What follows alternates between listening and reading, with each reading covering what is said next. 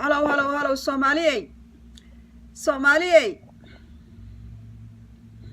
Soomaaliya waxaan idin sheegayaa wax aan shaqaynahay baad ku socotaa.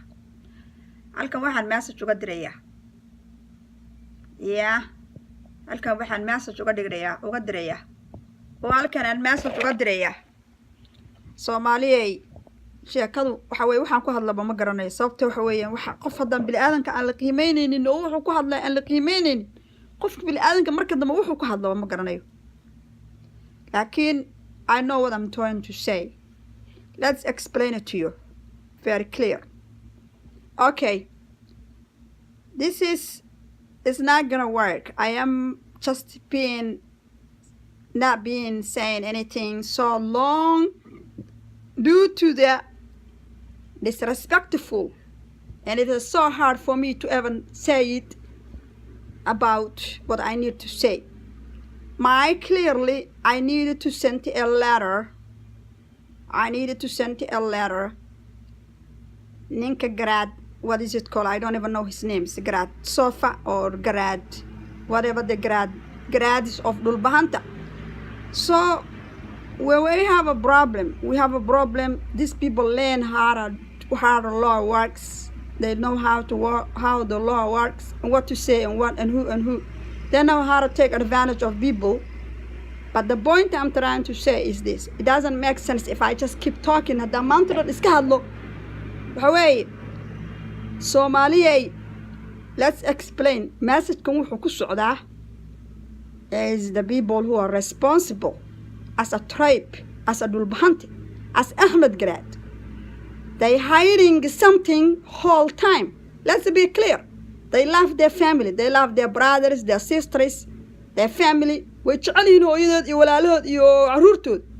send money all the time here in the United States. They send the money back home. They don't care how they get the money. They send the money back home. Who are they going to send the money? They're going to send their mother, their sisters, their brothers. They fly hundreds and hundreds of miles, thousands of miles every time. But my family here in Minnesota, my mother are dying here in Minnesota.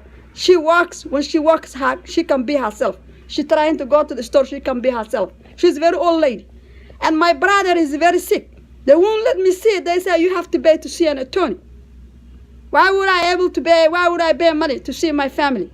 When they are teens, see their family long way and paying money. And what? Somebody gets paid. There are some Somali tribal and JARO, they get paid to take care of my family, but they don't. Let's say what? My sister, her kids were taken away to make money to send the back home family, on their families.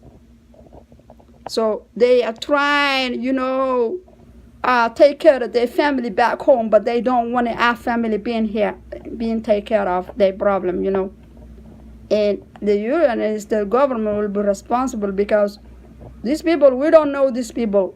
These people did not sign our paperwork. They wasn't with us. They're not on our paperwork. They're not on our name.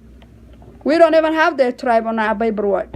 How could they become on our tribe? How do they control here in the United States? How do they let me, hey, you cannot see your brother, hey, so and so.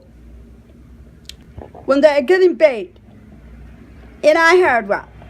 I heard him that my brother, his money was sent him back home. My mother, some people on her tribal tell us, she sends money every month for the kids, her brother's kids. Her brothers are died, they left a big kids. They're grown, even some of them they're grown, even my brother or myself. They call my mother every month, say, we want how you sent us money. And then she do earn the rest of the money that left over. Anything that she want to buy food after she pays the rent of half of the rent. Okay.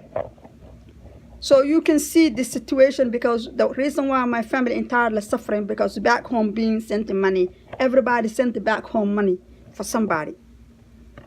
Why we has to do with it? We don't understand why all this happening to us. But because you know why? These people, they know how to take advantage of people. And you know why? This guy called Sheikh Somali, he's also this guy behind, his name is tribal in Dhulbahante, in Ahmed Grad, in Raragar. He is a stupid guy. He calls himself a sheikh, and you know why he died? He knows all this crime is going on in the community, and he try and make people scared. You know what, these people, they just laugh their family back home, but they don't want me to laugh my own family here in America. And they're trying to take advantage of my family. Try and take away my sister her kids to make money, to send their back home as money, to make up money, tax bear and all that kind of stuff. My mother, when she unable to keep her son, they say, keep your son as long as he gets his disability money, so you can, you know, send some rest of the money back home. We don't have nothing to do with back home. We can live here. We cannot even live here better life. We've been chased here in America. So, these people are worried about their family back home, but we are not have no life here. Okay, well, our family here in America, our life is taken away from us. Being just seduced. This is what's happening. Some people here, my family here, I cannot see my family. I was told you can pay money to see your family, but they can see their family back home. Pay thousands of dollars for airplanes, sending money every month, and the same people bring all this idea not to see my family. This is the same people. How can that happen in America? This is not gonna work, and I'm gonna tell you why. This is not gonna work. Let me explain to you why. I am not going to pay a 1 penny to see my mother. I am not going to pay a 1 penny to see my brother. And I am not going to pay 1 penny to see my sister. I will be seeing all of them free. Let me tell you, I will start no such. You, all of you are criminal people. Try and take advantage of people such doesn't understand. And that's not gonna work.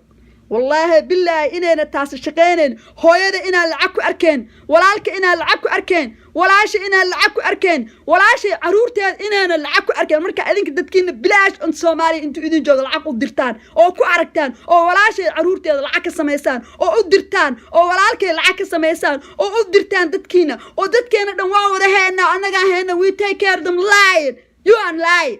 My mother, she walked the other day while she been on the street.